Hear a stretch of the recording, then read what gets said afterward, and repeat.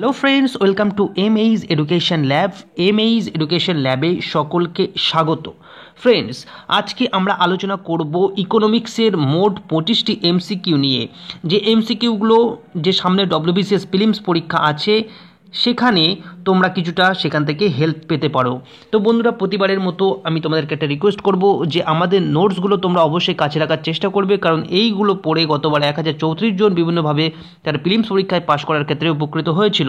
তো শুরু করছি আজকের যে বিষয়, ভারতের অর্থনীতি অর্থাৎ ইন্ডিয়ান ইকোনমি। একবারে প্রথম কোশ্চেন থেকে শুরু করব। দেখো কি আছে প্রথম কোশ্চেনে, যে ভারতের কোন বছর পরিকল্পনা কমিশন গঠন হয়েছিল। তো একের দাগের প্রশ্নের সঠিক উত্তর হবে খ, অর্থাৎ 1950 খ্রিস্টাব্দে পরিকল্পনা কমিশন গঠন করা হয়েছিল। আর যদি বলা হয় যে পঞ্চবার্ষিকী পরিকল্পনা কবে শুরু হয়েছিল, সেটা কিন্তু 1951 খ্রিস্টাব্দে হবে। প্রথম পঞ্চবার্ষিকী পরিকল্পনা অর্থাৎ 2 নম্বর কোশ্চেন আমরা বলছি যে প্রথম পঞ্চবার্ষিকী পরিকল্পনায় সবচেয়ে বেশি গুরুত্ব কোন ক্ষেত্রে দেওয়া হয়েছিল। তো 2 নম্বর প্রশ্নের সঠিক উত্তর হবে ক, অর্থাৎ কৃষিতে বেশি গুরুত্ব দেওয়া হয়েছিল। 3 নম্বর প্রশ্ন, ভারতের কেন্দ্রীয় সরকার যখন ভারতের বেসরকারি ব্যাংকগুলোকে জাতীয়করণ করেছিল তখন ভারতের প্রধানমন্ত্রী কে ছিলেন। তো এই 3 নম্বর প্রশ্নের সঠিক উত্তর হবে অপশান খ, অর্থাৎ ইন্দিরা গান্ধী। তো আমরা চলে যাচ্ছি 4 নম্বর প্রশ্নে, যে বিশ্বের সমস্ত জনসংখ্যার কত শতাংশ ভারতে বাস করে। তো এর উত্তর হবে কি না, 4 দাগের উত্তর হলো অপশান খ, অর্থাৎ 16% লোক এই ভারতবর্ষে বাস করে। এর সঠিক পার্সেন্টেজটা, যেটা অ্যাকুরেট পার্সেন্টেজটা তোমরা অবশ্যই একবার চেক করে নেবে। তো দেখো তারপরে 5 দাগের প্রশ্ন, যে কোন মূল্যের কাগজি নোট রিজার্ভ ব্যাংক তৈরি করে না। তো এই 5 দাগের প্রশ্নের সঠিক উত্তর হবে অপশান ঘ, অর্থাৎ 1 টাকা। এই যে 1 টাকার যে কাগজের নোট সেটা কিন্তু রিজার্ভ ব্যাংক তৈরি করে না। 6 নম্বর প্রশ্ন আমরা চলে যাচ্ছি, যে নিম্নের কোনটি বিশেষ আর্থিক সংস্থার নাম নয়। যে বিভিন্ন আর্থিক সংস্থা আছে ভারতবর্ষে এবং ভারতবর্ষের বাইরে, সেই নিম্নলিখিতর মধ্যে কোনটি আর্থিক সংস্থার নাম নয়। এখানে 6 দাগের প্রশ্নের সঠিক উত্তর হয়ে যাবে ঘ, অর্থাৎ ইউকো ব্যাংক। এটা একটা ব্যাংকের নাম। আর বাকি যেগুলো তোমরা দেখছো আইডিবিআই, তারপরে নাবার্ড, তারপরে এক্সিম ব্যাংক, এইগুলো হলো কি, এইগুলো হলো এক একটা আর্থিক সংস্থার নাম। তো চলে আসছি আমরা 7 নম্বর প্রশ্নে, যে নিম্নের কোন বিষয়ে সরকারি ক্ষেত্রে কম গুরুত্ব ভারতে রয়েছে। তো এখানে দেখো 7 নম্বর প্রশ্নের সঠিক উত্তর হবে অপশান খ, অর্থাৎ কৃষি। আমরা চলে যাচ্ছি 8 নম্বর প্রশ্নে। তো 8 নম্বর প্রশ্ন কি বলা হচ্ছে না, 1991 সালের আদমশুমারি অনুযায়ী ভারতের জনসংখ্যার কত শতাংশ শহর অঞ্চলে বাস করে। তো বন্ধুরা, এটা একটা ব্যাকডেটেড কোশ্চেন, এটা আমরা টোটালটাই স্কিপ করে যেতে পারি। এই ক্ষেত্রে তোমরা 1991 জায়গায় যদি 2011 খ্রিস্টাব্দের এই ইনফরমেশনটা খুঁজে নাও তাহলে সেটা বেটার হবে। তো আমরা চলে যাচ্ছি একেবারে 9 নম্বর প্রশ্ন, যে ভারত সরকার নিম্নের কোন ক্ষেত্রে সবথেকে বেশি কর সংগ্রহ করে। এটি খুবই গুরুত্বপূর্ণ প্রশ্ন। এই 9 নম্বর প্রশ্নের সঠিক উত্তর হবে অপশান খ, অর্থাৎ আবগারি দপ্তর। 10 নম্বর প্রশ্ন হলো, বর্তমান বছরগুলিতে 21 শতকের শুরুর সময়কালের অবস্থায় ভারত সরকার কোন ক্ষেত্রে সবচেয়ে বেশি খরচ করে। 10 নম্বর প্রশ্নের সঠিক উত্তর হবে অপশান খ, অর্থাৎ ঋণের সুদ ও কিস্তি প্রদান করা। তারপরে আমরা চলে যাচ্ছি 11 নম্বর প্রশ্ন। এই 11 নম্বর প্রশ্ন কি আছে না, নিম্নের কোন রাজ্যটি সরকারি কর্তৃপক্ষের কর হিসেবে সর্বাধিক পরিমাণ অর্থ প্রদান করে থাকে। 11 নম্বর প্রশ্নের সঠিক উত্তর হবে অপশান ক, অর্থাৎ মহারাষ্ট্র। ভারতের রাজ্যগুলির মধ্যে কোন রাজ্য সবথেকে বেশি তামাক পাওয়া যায়। 12 নম্বর প্রশ্ন, তার সঠিক উত্তর হবে অপশান খ, অর্থাৎ অন্ধ্রপ্রদেশ। 13 নম্বর প্রশ্ন, যে ভারতের কোন অঞ্চলে মাথাপিছু আয় সবচেয়ে বেশি। 13 নম্বর প্রশ্নের সঠিক উত্তর হবে খ, অর্থাৎ দিল্লি।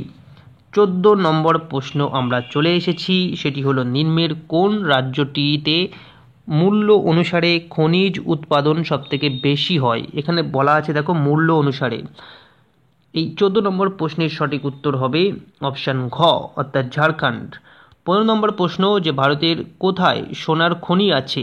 এই 15 নম্বর প্রশ্নের সঠিক উত্তর হবে অপশান খ, অর্থাৎ কর্ণাটক। এবং 16 নম্বর প্রশ্ন, যে ভারতে খনি থেকে হীরা উৎপাদনে কোন রাজ্য প্রথম স্থান অধিকার করে?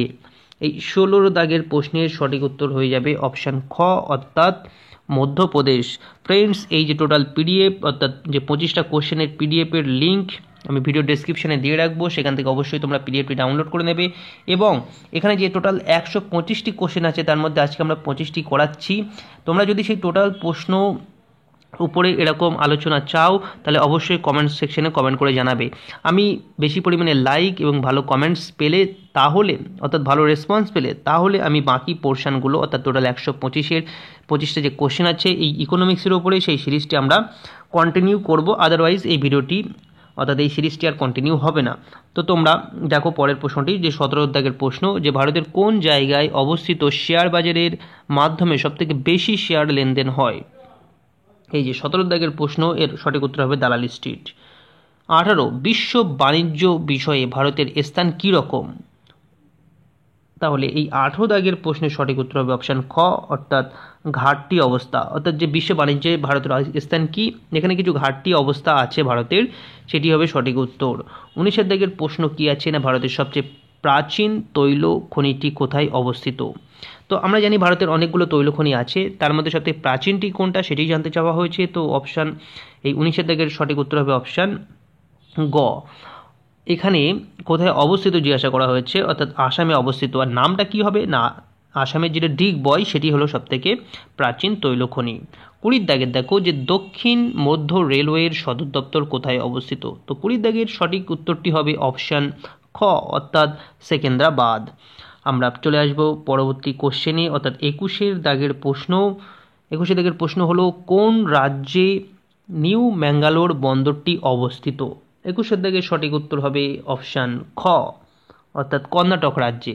22 দাগ, কোন পদ্ধতিতে ভারতে সবথেকে বেশি বিদ্যুৎ উৎপাদন করা হয়? 22 দাগের সঠিক উত্তর হবে অপশান ক, অর্থাৎ তাপ বিদ্যুৎ। এগুলি যে 4টি অপশান আছে, তাপবিদ্যুৎ, জলবিদ্যুৎ, সৌরবিদ্যুৎ এবং আণবিক বিদ্যুৎ, এর মধ্যে তাপ বিদ্যুৎ হবে সঠিক উত্তর। তো 23 দাগের প্রশ্ন দেখো, যে কোন পদ্ধতিতে ভারতের সবচেয়ে বেশি জমিতে জলসেচ করা হয়? তো এটি মেনলি এগুলো ভূগোলের পোর্শনেও তোমরা পেয়ে যাবে, এটা ইকোনমিক্সের মধ্যেও থাকে। তো 23 দাগের সঠিক উত্তর হবে অপশান খ, অর্থাৎ গভীর নলকূপের সাহায্যে বেশি জমিতে জলসেচ করা হয়। 24 দাগের প্রশ্ন হলো, নিম্নের কোন ক্ষেত্রে ভারত ঘাটতি অবস্থায় নেই? 24 দাগের সঠিক উত্তর হবে অপশান গ, অর্থাৎ তরকারি। অর্থাৎ এখানে যে ভেজিটেবল, সেখানে ভারতের যে উৎপাদনটা হয় সেটি ভারতের প্রয়োজন মিটিয়ে এক্সেস উৎপাদন হয়, এখানে কোনো ঘাটতি অবস্থান নেই, সেটি এখানে জানতে চাওয়া হয়েছে। 25 দাগ এবং আজকের সিরিজের একেবারে শেষ প্রশ্ন, সেটি হলো, ভারতের অর্থনীতিতে জাতীয় আয় অর্থাৎ জিডিপি কত শতাংশ সরকারি সংস্থা উৎপাদন করে থাকে? তো এটি খুবই গুরুত্বপূর্ণ প্রশ্ন, যে জিডিপি বা যেটা ভারতবর্ষের জাতীয় আয়, সেখানে সরকারি সংস্থার উৎপাদন কত শতাংশ সেটি জানতে চাওয়া হয়েছে। তো এই 25 দাগের প্রশ্নের সঠিক উত্তর হবে অপশান ক, অর্থাৎ 25%। এই যে শতাংশগুলো বলছি এটি বিভিন্ন টাইমে বিভিন্ন রকম হয়ে থাকে, সামান্য এদিক ওদিক হেরফের হয়ে থাকে। তো তোমরা সবথেকে বেটার হবে যখনই তোমরা ভিডিওটি দেখবে, এখনই দেখো বা 1 মাস পরে দেখো বা 2 মাস পরে দেখো, এই যে ডেটাগুলো এগুলো অবশ্যই একবার গুগলে সার্চ করে দেখে নিলেই বেটার হয়। সো ফ্রেন্ডস, এখানে আমরা টোটাল 25টি কোশ্চেন আজকে আলোচনা করে দিলাম, এবং এই যে টোটাল 25টা কোশ্চেনের পিডিএফ, সেই পিডিএফটি আমি ভিডিওর ডেসক্রিপশনে তার লিঙ্ক দিয়ে রাখবো, তোমরা অবশ্যই সেখান থেকে ডাউনলোড করে নেবে। এবং বাকি যে পোর্শনগুলো আমি ভিডিও বানাবো কিনা সেটা ডিপেন্ড করছে অবশ্যই তোমাদের রেসপন্সের উপর। তো ভিডিওটি এখানেই শেষ করছি ফ্রেন্ডস। ভিডিওটি প্রথম থেকে শেষ পর্যন্ত দেখার জন্য অসংখ্য ধন্যবাদ।